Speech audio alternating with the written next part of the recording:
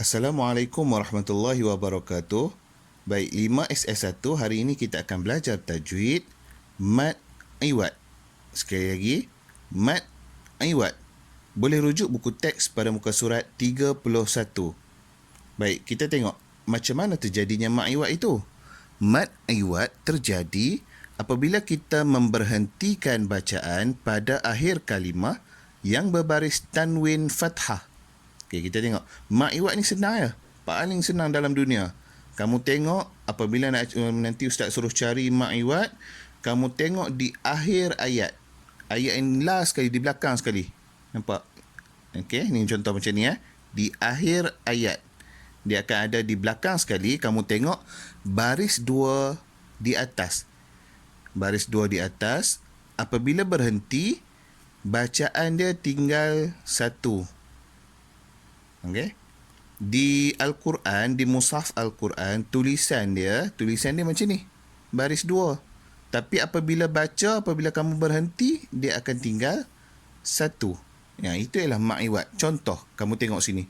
Mubinan. Tapi disebabkan dia di akhir ayat, dia duduk di belakang sekali, kita akan baca dia sebagai mubina. Dia sebenarnya mubinan, tapi sebab kita berhenti, sebab dia di akhir ayat, kita akan baca mubina. Sama juga macam ni. Mustaqiman. Apabila berhenti, sebab dia di akhir ayat, dia duduk di belakang sekali, jadi kita baca mustaqima. Dia tulis sini mustaqiman, tapi kita baca mustaqima apabila berhenti. Yang ini siratan mustaqima. Alright. Sekali lagi. Contoh yang ketiga, tengok sini. Nasran, azizan. Yang ini nasran. Okey, nasran betul. Yang ini azizan. Kalau sini berhenti, kamu nak berhenti sebab dia di akhir ayat, di belakang ayat. Kalau kamu baca azizan, salah. Dia mesti baca aziza. Sebab apa aziza? Sebab dia berhenti. Apabila berhenti, baris 2 atas, kita baca tinggal baris 1 saja. Itulah mak iwad. Nasran aziza. Faham? Sekali lagi, contoh last. Sini. Aliman. Hakima. Ini hakiman, tapi kamu berhenti di akhir ayat, di hujung ayat. Ayat last sekali apabila kamu berhenti, dia akan jadi hakima. Tulis, dia memang tulis hakiman. Tapi kita kena baca hakimah. Kenapa? Sebab dia berhenti. Alright? Dibaca dengan kadar 2 harakat. Dia tak boleh panjang sangat. 2 harakat saja. Hakimah. Tak boleh hakimah. Panjang. Dia 2 harakat ya. Hakimah. Aziza. Mustaqimah. Mubina. Macam tu. Faham?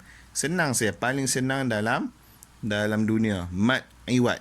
Caranya nak kesan, dia akan ada di akhir ayat, hujung ayat. Tugasan kamu pada pagi ini ialah kamu keluarkan buku nombor 9 kamu. Kemudian tulis tarikh. Hari ini Isnin 5 hari bulan 7. Hari ini kita belajar tajuknya mad iwad. Ini kita belajar mad iwad. Dan kamu tulis nombor 1. Ni kalau ada pembaris, garis tepi ya. Garis tepi, tulis nombor 1. Kemudian selang 2. Okey, langkah 2. Tulis nombor 2. Langkah 2, tulis nombor 3.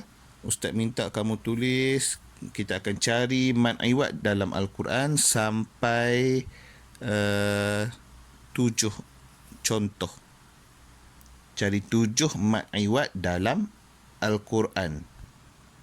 Macam mana nak cari mad iwad dalam Al-Quran? Okay, baik, saya tunjuk contoh macam mana kita nak cari. Buka saja di mana-mana bahagian Al-Quran yang kamu nak buka. Okay, contoh kat sini, Ustaz buka aja. Kat mana-mana kamu rasa kamu nak buka saja. Lepas tu tengok perkataan yang di akhir sekali, yang di hujung sekali. Tengok ujung. Nampak ujung? Ini tak ada. Caranya kita kena kesan baris 2 di atas di hujung ayat. Ada tak? Tak ada. Ada tak? Tak ada. Okey, baik. Cari lagi. Buka lagi. Buka aja kat mana-mana. Kat mana-mana bahagian dalam Al-Quran tak ada. Okey, buka lagi. Tak ada masalah. Buka aja. Buka aja. Tengok di hujung. Tengok di hujung. Tengok di hujung. Di hujung ayat. Ada tak? Ni boleh tak? Tak boleh sebab dia bukan baris 2 di atas. Kita mesti cari baris 2 di atas. Cari lagi. Ni. Okey, tengok sini. Ni baris 2 di atas.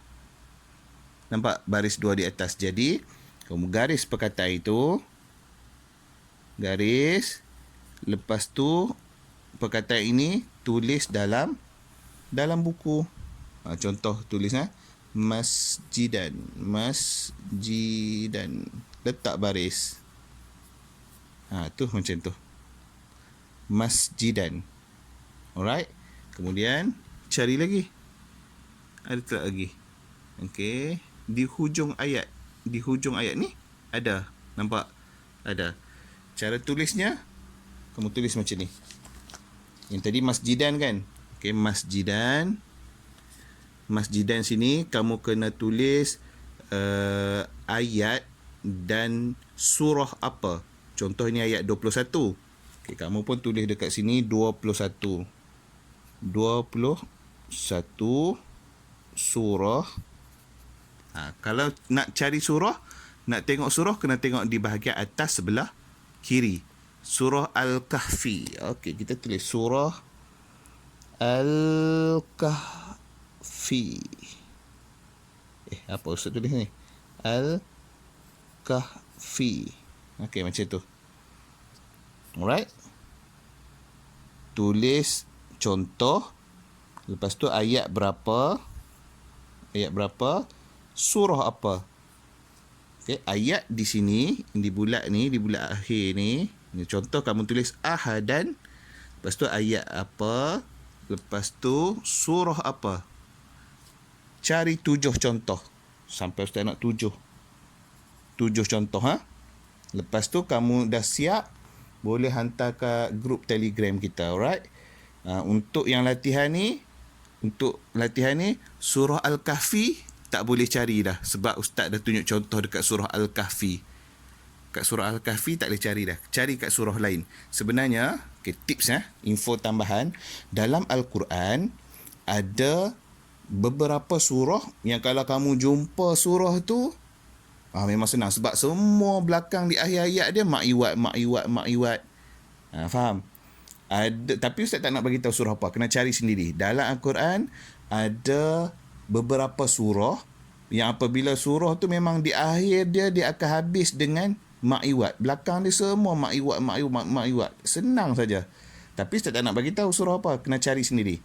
Untuk yang latihan kita pada pagi ni, surah Al-Kahfi tak boleh cari dah. Kena cari surah lain dalam Al-Quran. Buka saja mana-mana bahagian yang kamu nak buka. Boleh buka.